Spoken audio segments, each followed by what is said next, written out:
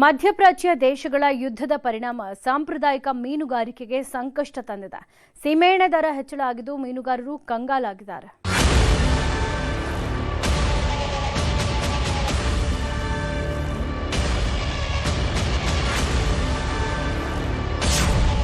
ಸೀಮೆಎಣ್ಣೆ ದರ ಏರಿಕೆ ಸಂಕಷ್ಟದಲ್ಲಿ ಮೀನುಗಾರರು. ನಾಡದೋಣಿ ಮೀನುಗಾರಿಕೆ ಮೇಲೆ ನೇರ ಪರಿಣಾಮ. ಉತ್ತರ ಕನ್ನಡ ಜಿಲ್ಲೆ ಸೇರಿದಂತೆ ನಾಡದೋಣಿ ಮೀನುಗಾರರ ಸಂಕಷ್ಟ ಹೇಳತೀರದಾಗಿದೆ. ಒಂದ್ ಕಡೆ ಮೀನಿನ ಶಿಕಾರಿ ಕೊರತೆ, ಮತ್ತೊಂದು ಕಡೆ ಮಧ್ಯಪ್ರಾಚ್ಯ ದೇಶಗಳಲ್ಲಿನ ಯುದ್ಧದ ಎಫೆಕ್ಟ್ನಿಂದ ಸೀಮೆಎಣ್ಣೆ ದರ ದುಬಾರಿ. ಯುದ್ಧಕ್ಕಿಂತ ಮೊದಲು ಲೀಟರ್ಗೆ 64 ರೂಪಾಯಿ ಇದ್ದ ಸೀಮೆಎಣ್ಣೆ ದರ ಈಗ ಪೆಟ್ರೋಲ್ ದರ ಮೀರಿಸಿ 117 ರೂಪಾಯಿ ಆಗಿದೆ.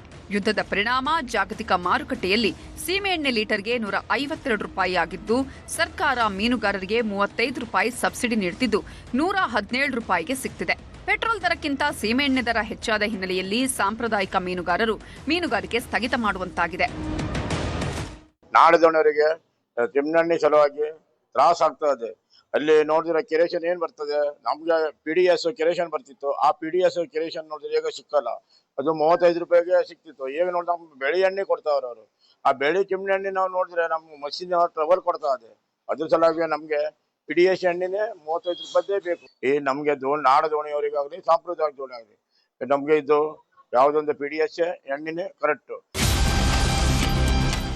ಸಂಕಷ್ಟದಲ್ಲಿರುವ ಮೀನುಗಾರರಿಗೆ ಸರ್ಕಾರ ನೆರವು ನೀಡಬೇಕು ಅಂತ ಮೀನುಗಾರರು ಮನವಿ ಮಾಡಿದ್ದಾರೆ. ಮೊದಲಿನಂತೆ 64 ರೂಪಾಯಿಗೆ ಸೀಮೆಎಣ್ಣೆ ವಿತರಿಸಬೇಕು ಅಂತ ಆಗ್ರಹಿಸಿದ್ದಾರೆ. ಯುದ್ಧ ಮುಗಿದ ಬಳಿಕ ಮತ್ತೆ ಜಾಗತಿಕ ಮಟ್ಟದಲ್ಲಿ ಸೀಮೆಎಣ್ಣೆ ದರ ಇಳಿಕೆಯಾದರೆ ಈ ಹಿಂದಿನಂತೆ 64 ರೂಪಾಯಿಗೆ ಸೀಮೆಎಣ್ಣೆ ನೀಡಲಾಗುವುದು ಅಂದಿದ್ದಾರೆ ಅಧಿಕಾರಿಗಳು.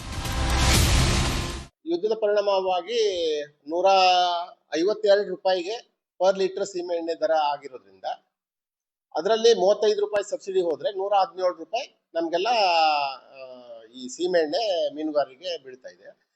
ಮುಂದಿನ ದಿನಗಳಲ್ಲಿ ಈ ಯುದ್ಧ ಮುಗಿದು ಈ ಒಂದು ಸ್ಥಿತಿ ಸಹಜ ಸ್ಥಿತಿಯ ಬರುವವರೆಗೆ ನಾವು ಈ ಒಂದು ರೀತಿಯಲ್ಲೇ ಇದು ಮುಂದುವರಿಯುತ್ತದೆ. ಮುಂದಿನ ದಿನಗಳಲ್ಲಿ ಮೀನುಗಾರರಿಗೆ ಅನುಕೂಲವಾಗುವಂತೆ ಸೀಮೆಎಣ್ಣೆ ದರದಲ್ಲಿ ಇಳಿಕೆಯಾಗುವ ಒಂದು ಸಾಧ್ಯತೆಗಳು ಇದೆ ಅಂತ ಹೇಳಿಕ್ ಬಯಸ್ತೀನಿ.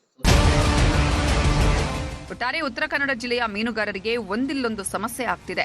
ಈಗ ಇರಾನ್ ಅಮೆರಿಕ ಯುದ್ಧದಿಂದ ಸೀಮೆಎಣ್ಣೆ ದರ ದುಬಾರಿ ಆಗಿರುವುದು ನಾಡದೋಣಿ ಮೀನುಗಾರರು ಸಮುದ್ರಕ್ಕೆ ಇಳಿಯುವ ಮುನ್ನ ಯೋಚಿಸುವಂತಾಗಿದೆ. ದರ್ಶನ್ ನಾಯ್ಕ್, ನ್ಯೂಸ್ 18 ಕಾರವಾರ.